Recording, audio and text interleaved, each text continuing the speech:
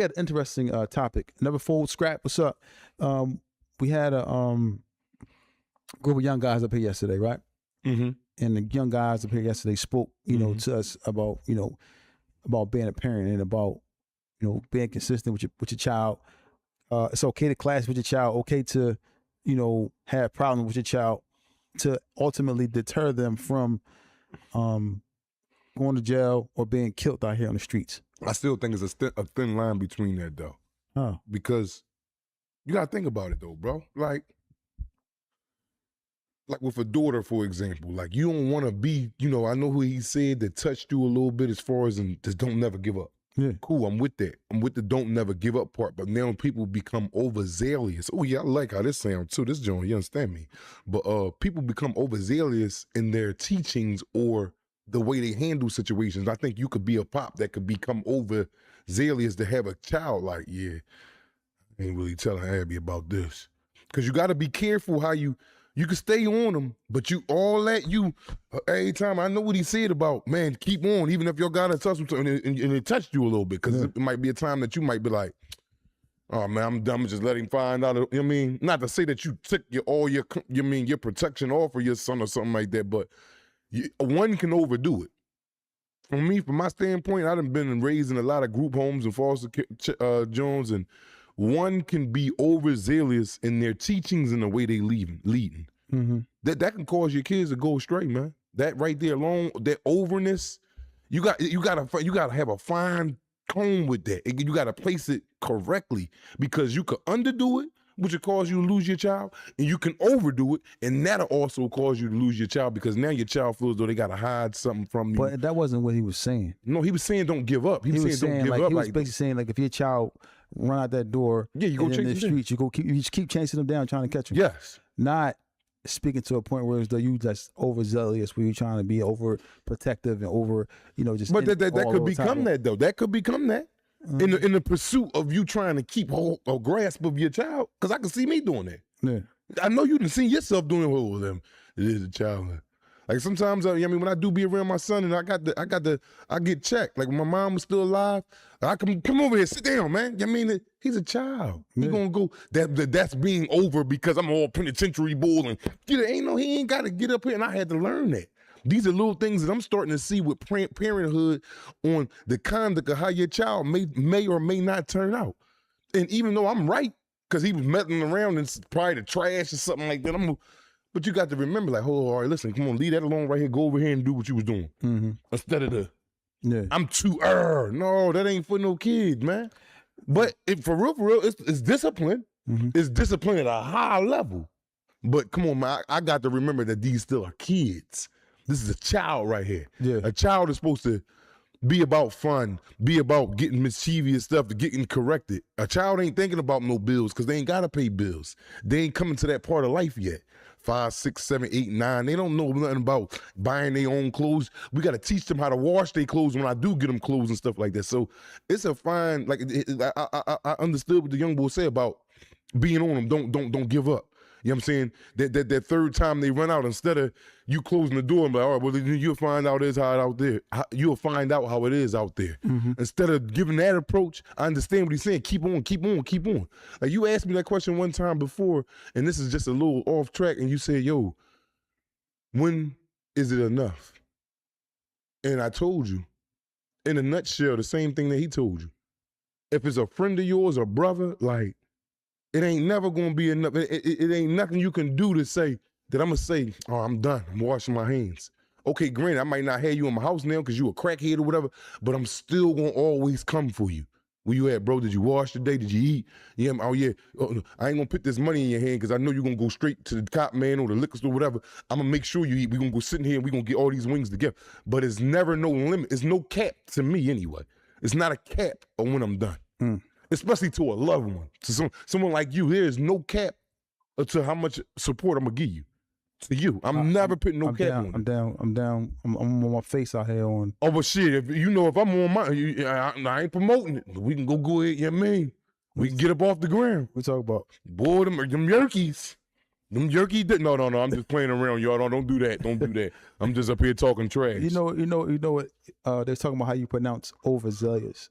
I'm saying it wrong. I'm talking fast. It's overzealous, but y'all know what I'm saying. Yeah. The hell with all that. I think you should probably come up with your own dictionary about the words. Yeah, but you knew what I meant. Everybody knew what I meant. Yeah, but the way you pronounce them. Oh, you like that? Yeah. So you think it should be a book that I could write and be like, okay, all right, and then you'll know what it means. Yeah, like because I come up with my own. I basically came. It's over. What is the word? Overzealous. And what I say? You said yeah, but I knew y'all was gonna get it, so I just made it up. I think you said Ezekiel Not Elliott. Ezekiel Elliott. No, I ain't saying no. But did you understand what I'm saying though? Like there's a fine comb. Like it's a fine tune, man, with being on top of your kids, man, and not giving up, because you can ultimately put them in their own shackles because they don't want to, be letting you know nothing all the time because of the way you may react or how you might discipline it. And that there too can become a major issue, bro. Yeah. Yep. So I want to say this too. Like, you come home, right, from jail. So, we talk about jail. Come home from jail. You got your woman, and your woman, she has an issue with playing with the cops, right? Mm-hmm. You might not be on any papers, and she might be play with the law. Do you now step away, or do you fight fire with fire? Meaning, like, sometimes women play the game where they play with the cops. Like, they might call the cops on you for some certain reason. Is it okay for you to call the cops back on them? See, but you got to ask me what type of man. Like, what type of man? All right, so you're like, if I'm a regular law-abiding citizen dude, and I go to work every day, law-abiding citizen. That's what we're talking about. And I ain't out there selling no dope and nothing like that.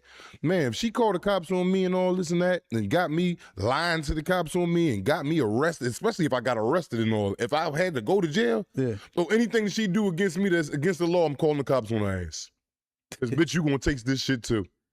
Yeah, because I ain't gonna go beat her up. I ain't into that. I ain't into beating up no woman. I ain't gonna kill her, because this was a woman or somebody that was close and significant to me. I'm not into trying to kill her, take her life, or nothing like that. But I'm gonna fight fire with fire. Because you see, I was kind of humble Humza when I went to jail the other day. Yeah. Guess what? You gonna be humble Humza just like me, because your ass is gonna be back in there next week. I'm sending your ass to jail. Don't come to my house. You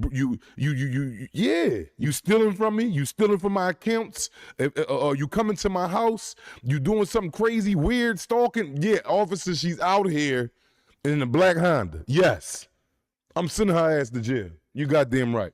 I agree. I think that you. Like, I'm not. Yeah, I mean, all that you sitting there, and then she'll do the same to you in turn. I think men. And normally a lot of times men from the streets. We have this type of, thing where as though we are afraid to get the police involved because we're like, you snitching. And like, but if you bust my car windows out, I'm calling the police. If you hit me, I might call the cops on you, because at the end of the day, if I hit you back, I'm going to jail. I'm going to jail. You got to fight fire with fire, and I don't call that a rat. I'm calling that being cautious and taking care of myself. I'm protecting my interests.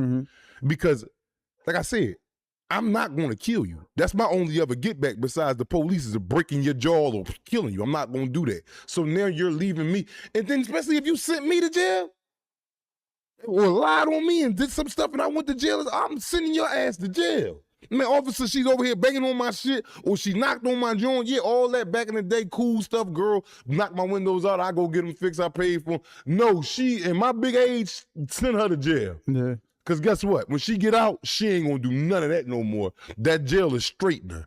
Some jail, I'm telling you, man, jail is made for people. Girls, men, boys, older people. Jail is a proven straightener.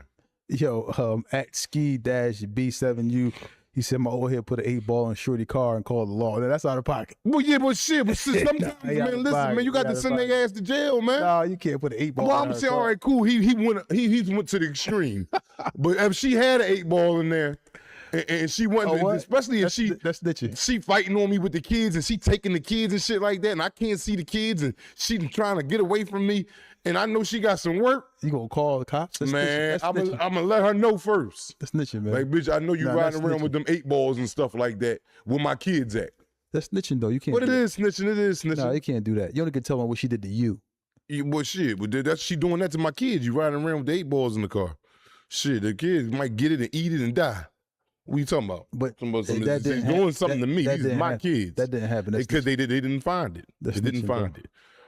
They didn't find it. But the thing about it is, like, I think men from the streets, we have, because this is me, like, I had this thing where as though I don't want to play with the law, right? Mm-hmm. And I've been subject to people calling law on me, and even having me arrested, and I'm innocent, and people have went into calling the law, and I had this type of bravado or this type of issue with me calling the police on people because I felt like I was being a snitch. I just felt like that wasn't where I come from. Mm-hmm. But people pick and choose their weapons of war. And if you pick and choose your weapon of war, which means you're going to call the cops on me and send me to jail and claim that I'm this type of person, or claim that I'm this, now I gotta really play the same game you playing, because at the end of the day, you sent me to jail. I'm waiting for you to do something. I'm gonna send you to prison.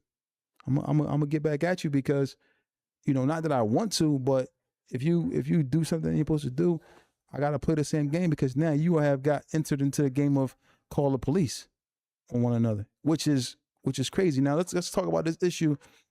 Geno Smith, the quarterback for the Oakland Raiders. I don't know nothing about that. Yeah, I'll speak about it, but he just not trying to be messy about anybody's business, but he was just at his house.